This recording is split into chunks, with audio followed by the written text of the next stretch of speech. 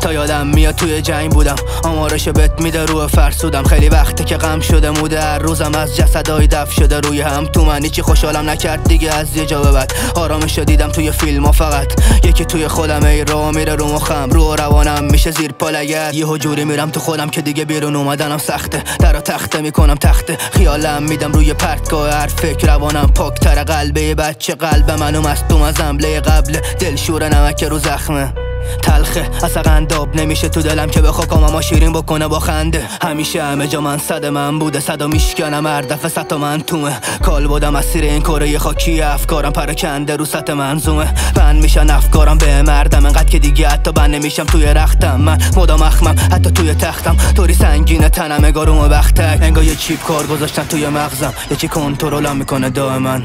حالم میده عقب توی جنگم، بین دو راهی معلق تو قره برزخ. دست و پا میزنم تو عالم تردید، حاصل جبر این آدم درگیر. زبون قاصره که بکنه عالمو تعریف، هیچ مرجعی نمیکنه خوابمو تعبیر. پرت میشم هر بار یه طرف بوم، چرخه رنج این جهنم شوم. دونه دونه اسام خاکستر میشن، پرت میشم فرو میرم تو خلأتون. پرت میشم هر بار یه طرف بوم، هولناک جریان جهنمتون. دونه دونه اسام خاکستر میشن، پرت میشم فرو میرم تو خلأتون. هر شب سخت‌تر میشه خوابیدن، سایه ها وجودم و هریش گاییدن. بیش از اندازه پیش رفته نیمه تاریکم، مدام آلارمو بهم تیک و فیریکا میدن.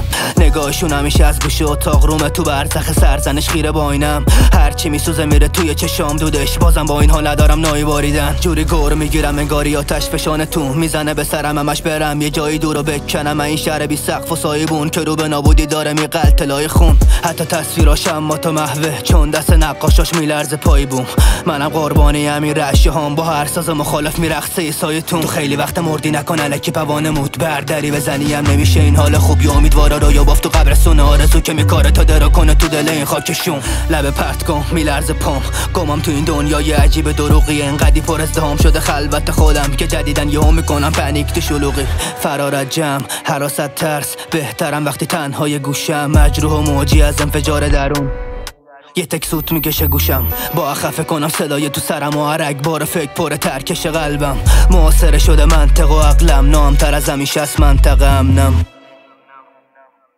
پرت میشم هر بار یه طرف بوم، چرخه رنج این جهنم شوم.